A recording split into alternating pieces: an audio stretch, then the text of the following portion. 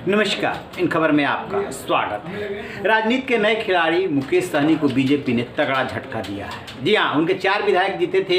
एक विधायक का निधन हो गया था, जिसको लेकर के बेजहां सीट पे उपचुनाव हो रहा है। 3 विधायक हैं, उनमें से तीनों विधायकों को बीजेपी ने तोड़ लिया है और तीनों विधायकों ने स्पीकर को चिट्ठी दे दी है कि मैं बीजेपी का हम समर्थन करते हैं। अभी कल ही मुकेश सहनी वीआईपी पार्टी के जो मुखिया हैं, उन्होंने प्रेस कॉन्फ्रेंस करके अपना दुखड़ा रोया था। कहा था कि मैं एनडीए में हूं भी और नहीं भी हूं। दरअसल जो वो चुनाव लड़े थे, उन्हें बीजेपी ने 11 सीटें दी थी विधानसभा चुनाव लड़ने के लिए, अपने साथ मिलाया था, एनडीए के घटक दल बने। इसके बाद 4 विधायक जीते, 11 में से वो खुद जो है एमएलसी बने और मंत्री बन गए।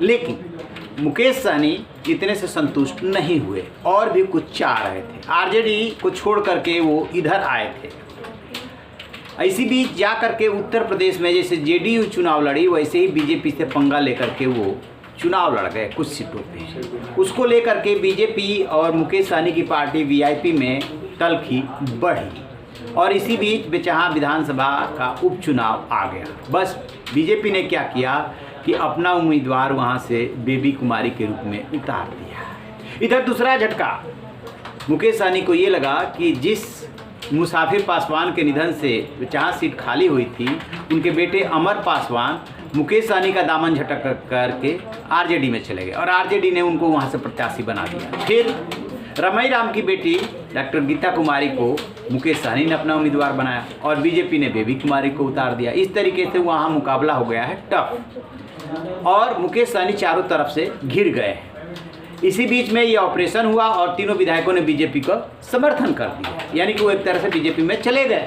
बाद में जो कानूनी औपचारिकताएं हैं वो पूरी होती रहेगी। 4 में से 1 विधायक का निधन हो गया, 3 विधायक बचे हैं। तो एक तरह से पूरा का पूरा विधायक दल ही मर्ज करेगा यदि वो समर्थन दे रहा है और बीजेपी के साथ जा रहे हैं।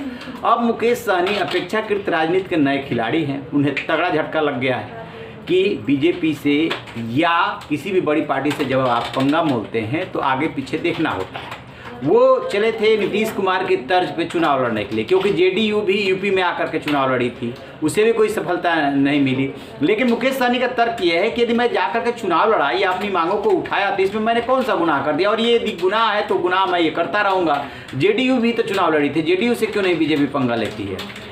तो वो जेडीयू का हवाला दे रहे थे और इसी बीच ये ऑपरेशन हो गया। आपको एक बात और बता दें कि मुकेश सहनी किसी भी तरीके से स्थिति को संभालने के लिए दिल्ली के दरबार में भी दस्तक देने आए थे, लेकिन बात नहीं बनी। मुकेश सहनी से बीजेपी की कड़वाहट बहुत ज़्यादा बढ़ गई है।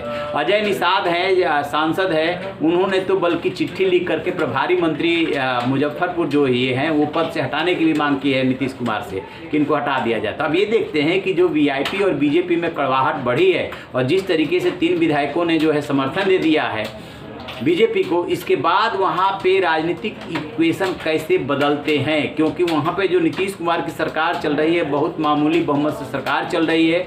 आरजेडी गठबंधन भी वहाँ पे हर समय सरकार बनाने के लिए तैयार है और इनके रास्ते में रोड़ा बनने के लिए तैयार है। तो क्या इसका कोई असर होता है? क्योंकि एक बात और बता दें, बीच में ये आशंका पैदा होने लगी थी कि मुकेश सहनी आरजेडी के साथ मिल सकते हैं, और जब 3 विधायकों ने इधर समर्थन दे दिया तो उसकी भी गुंजाइश जो है वो बची खुची जो थी वो भी जो है एक तरह से खत्म हो रही थी। बिहार की राजनीति पे हमारी नजर रहेगी। जैसे कोई अपडेट मिलेगा आपसे साझा करेंगे। रहिए ना बेखबर, देखते रहिए इन खबर। Thank you.